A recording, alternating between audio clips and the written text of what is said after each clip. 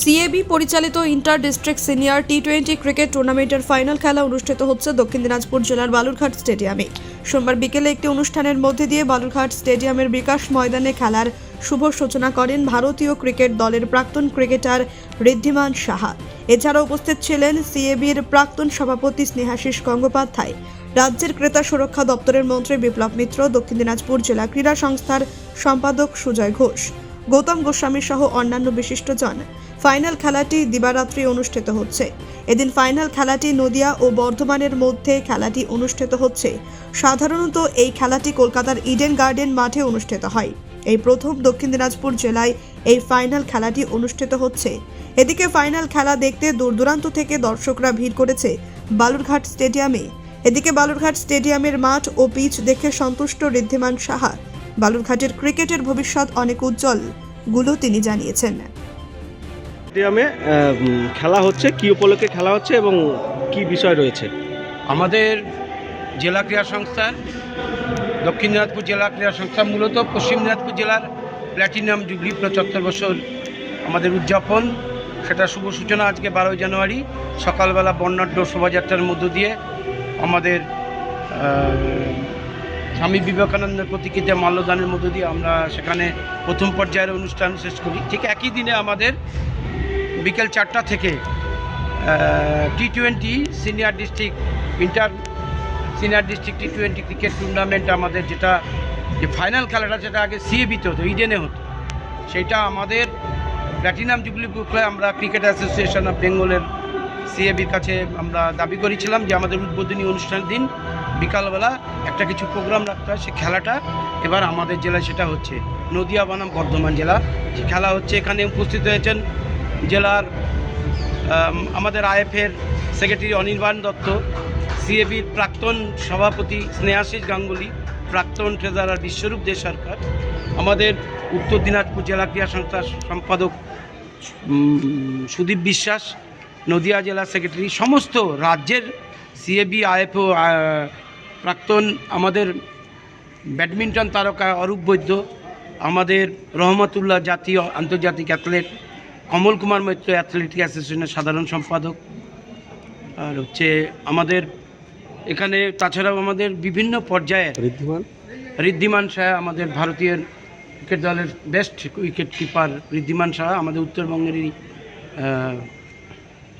বিশিষ্ট, আমাদেরই ঘরের উত্তরবঙ্গেরই কৃতি খেলোয়াড় ঋদ্ধিমান শাহ, তাকেও আমরা এখানে নিয়ে এসেছি যে জেলার ক্রীড়া উন্নয়নের লক্ষ্যে ছাত্র বিশেষ করে খেলোয়াড়দের মধ্যে তাদেরকে উৎসাহিত করবার লক্ষ্যে এই ধরনের প্রোগ্রাম আমরা যে উদ্বোধনী অনুষ্ঠানে আমরা রেখেছি। তো দেখছেন যে এখানে খেলা চলছে। মানুষের কেমন সাড়া পাচ্ছেন? মানুষের সাড়া আমাদের প্রচুর সাড়া। সকালবেলা আপনারা দেখেছেন যে বর্ণাঢ্য পদযাত্রার মধ্য দিয়ে সেখানে জেলার সমস্ত ধরনের এখানে ক্রীড়াপ্রেমী মানুষ তারা মিলিত হয়েছিলাম আমরা এক জায়গায়। মানুষের আবেগ, আমরা গর্বিত যে আগামী দিনে আবার সবাইকে তাদের সুচিন্তিত মতামতের মধ্য দিয়ে আমরা এগিয়ে চলার পথ, তাদের মতামতের মধ্য দিয়ে জেলাতে আমরা এখানে আমাদের উপহার দিয়েছি। জেলাতে আপনারা জানেন যে অভিজিৎ মণ্ডল ভারতীয় ফুটবলার, জেলার আইকন, আমাদের আইকন সুমিত মহন্ত ক্রিকেট রঞ্জিতে জানেন এবার চান্স পেয়েছে, আমাদের আইকন যে ভলিতে প্রায় 8 জন ন্যাশনাল খেলেছে, ব্যাডমিন্টনে আমাদের সর্বোচ্চ জায়গায় অংশগ্রহণ করেছে, টেবিল টেনিসে 3 জন ন্যাশনাল খেলেছে, ফুটবলেও আমাদের সেখানে বিশেষ পর্যায়ে তারা খেলেছে। আমরা চাই সেইটা জেলাকে আরও প্রসারিত করবার লক্ষ্যে সমস্ত জায়গায় সবার সঙ্গে ক্লাবগুলো, ডিএসএ মানে ক্লাব, বিদ্যালয়, কোচিং ক্যাম্প এবং ক্রীড়াপ্রেমী ক্রীড়া সংগঠক যৌথভাবে তাদের মিলিত আলোচনার মধ্য দিয়ে আগামী দিনে আরও তার দ্বিতীয় পর্যায়ের আমাদের অনুষ্ঠান 9 থেকে 13 ফেব্রুয়ারি বালুরঘাট টাউন ক্লাব এবং বিংশ শতাব্দী ক্লাবে সিনিয়র ডিস্ট্রিক্ট ব্যাডমিন্টন টুর্নামেন্ট অনুষ্ঠিত হবে। দেখলেন ইতিমধ্যে আমাদের রাজ্যের মন্ত্রী ক্রেতা সুরক্ষা দপ্তরে মাননীয় শ্রী বিপ্লব মিত্র, তিনি সেখানে সেই খেলাধুলার উন্নয়ন করবে, সেখানে 3 লক্ষ টাকা দেবেন ঘোষণা দিয়ে গেলেন। এখানে আমরা চলছে, এখানে বিভিন্নভাবে আমরা বর্ষব্যাপী নানান ধরনের আমরা অনুষ্ঠান করব। দ্বিতীয় পর্যায়ে আমাদের আছে ভলিবল, সেখানে কর্দবিচিত্রা ক্লাবের সঙ্গে আমাদের এখানে জয়েন্ট ভেঞ্চারে হবে। আমাদের রাজ্য আমন্ত্রণীমূলক টেবিল টেনিস টুর্নামেন্ট হবে, চৌরঙ্গি ক্লাব এবং ত্রিধারা ক্লাবে অনুষ্ঠিত হবে।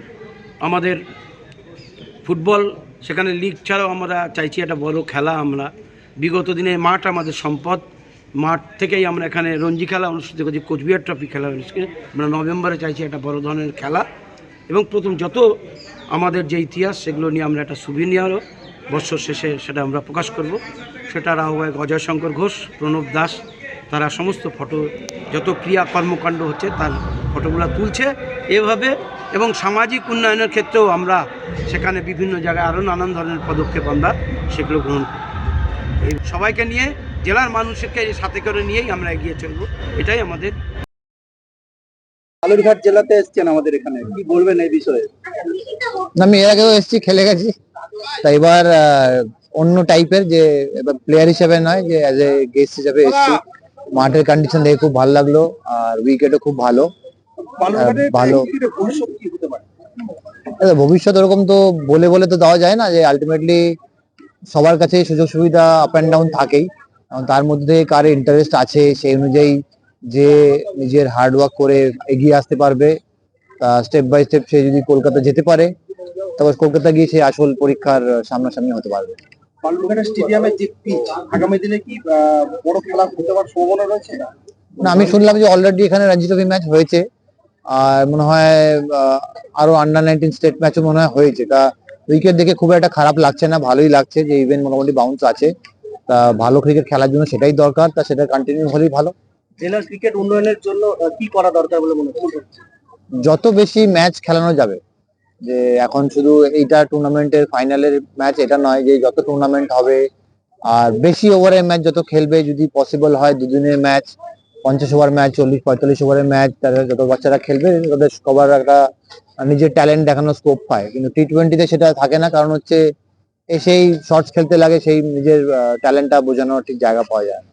এখন বাচ্চারা প্রচন্ড হারে মোবাইলে ব্যস্ত, খেলার বিষয়টা নিয়ে কি বলবেন বাচ্চাদেরকে? এখন দেখুন, যে সব সময় আমাদের সময় মোবাইল ছিল না জন্য হয়তো আমরা টাইম দিতে পেরেছি। এখন তাদের কাছে যে নিজের ভালোটা আগে বুঝতে পারবে, সেই জিনিসটা একটু স্যাক্রিফাইস করতেই হবে, কারণ ভালো জায়গায় যেতে গেলে যদি কিছু স্যাক্রিফাইস না করে তাহলে রিটার্নও আসবে না।